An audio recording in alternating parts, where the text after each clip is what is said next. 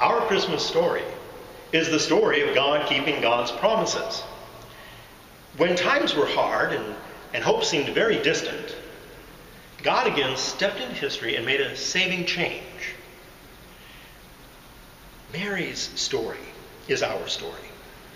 We read that story in the fourth Advent, in the Gospel of Luke, in the Magnificat of Mary responding to Elizabeth. Mary's story is our story. A quiet yes, made from a place that must have felt quite alone. It brings new life and a makeshift cradle. It's very real. And it's an act of hope that must have felt like moving to a foreign land, because it wasn't a safe yes to make. Mary's yes changes the world. Jesus' life changes our lives. And today we celebrate God's hope in us. God's hope in us.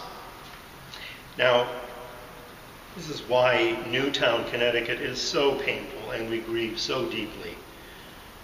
Because this represents violence taking action against hope.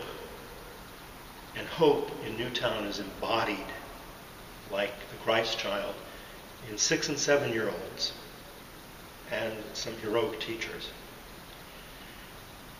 Now, we in Baltimore know this same action of violence against hope too often.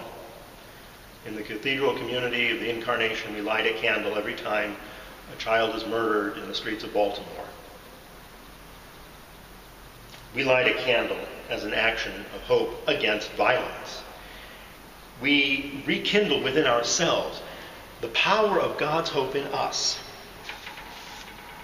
The power that evil is not permanent and that life does not end. That's the faith story. But it's made real in our lives. We have the power to move from tragedy into renewed hope. So like Mary, hope needs our yes. Like Jesus, hope needs our actions. And like the Father, hope needs our faith in ourselves and in each other.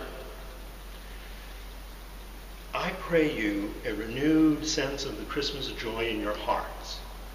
In this season of light and joy and renewal, may you find that spirit in your community where you worship, within the lives that you share love with, and in the capacity to reach beyond to touch others with the hope that you are. May God bless you.